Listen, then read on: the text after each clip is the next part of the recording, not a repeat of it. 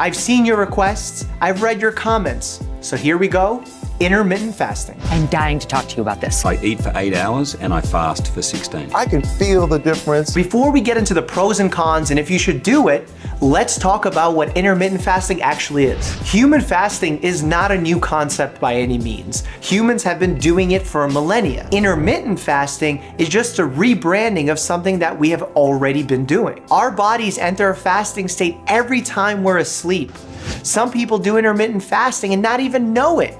I mean, there's plenty of times where I had a stressful rotation in medical school or a difficult job in the hospital where I didn't have time to eat breakfast. That's a form of intermittent fasting, and our bodies are totally capable of handling this. I know what you're thinking. I don't want to starve myself for health benefits. Intermittent fasting is not starving. When you're fasting, your body is using stored nutrients and stored energy forms in order to make your body continue to function. When you're starving, you've run out of those energy sources and are breaking down vital tissues like organs to get that same energy. There are many different ways to go about going on one of these diets, and that not only makes it confusing for you, but that also makes it very difficult to do research on it to find out how effective it truly is, because if there are multiple ways to do it, we have to be able to test each one of those ways. The 16-8 diet, which is not eating during 16 hours of the day. Alternate day fasting, where you eat one day, fast the other day. 5 and 2, where 2 days of the week that you're fasting. There's no hard and fast rule saying that this is the correct way of doing it. You may be wondering, how is IF beneficial to me? There's been a lot of proposed health benefits. Many of them have been proven within animal studies or lab models, which is not the same thing as being proven in a human model, but they are very promising. Now, those benefits include increased mental sharpness, a favorable hormonal profile, weight loss, decreases of inflammation within the body, decreases of certain diseases within the body. How can IF help you lose weight? You have an increase in growth hormone, a decrease in insulin, and that alone will help you lose weight.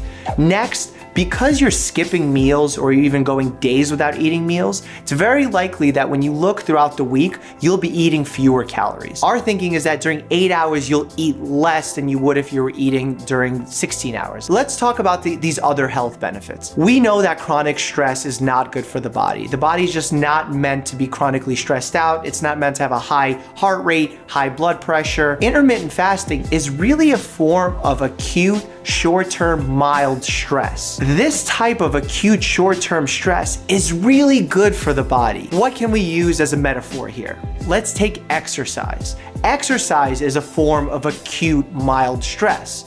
What happens after exercise? We have benefits for the brain, we have benefits for weight loss, we have benefits for disease prevention. Now, similarly, when you stress your body through intermittent fasting, there are some benefits.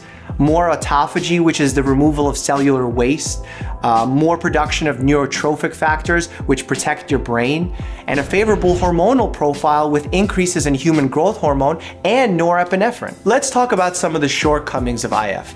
Primarily, there's not enough guidance of what you should eat. We don't know how many calories, we don't know what foods to eat on the days or times that you actually are eating. Second, we don't know which form of IF is best.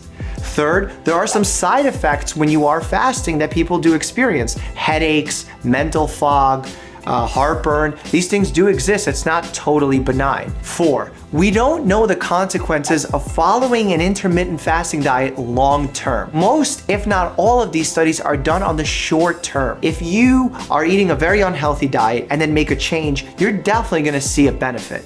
But now, does this benefit still hold up 1, 2, 3, 10 years down the line? We don't know that yet when it comes to IF. And 5, it's not easy for everybody to fight off those cravings on fasting days. Alrighty, my final take on IF. I think it's a great concept with some really promising medical research behind it.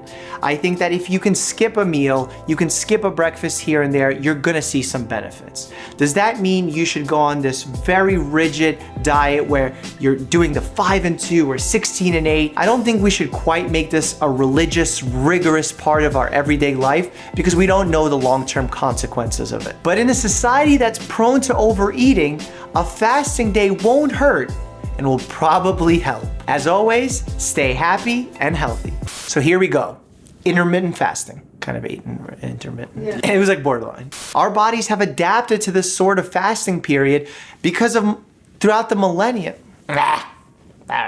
Many people are doing this already and not our bodies are totally capable and have adapted to not being filled with food 24 hours of the day. Why are you laughing? Creating more mitochondria, which is the energy-making machinery of the cell.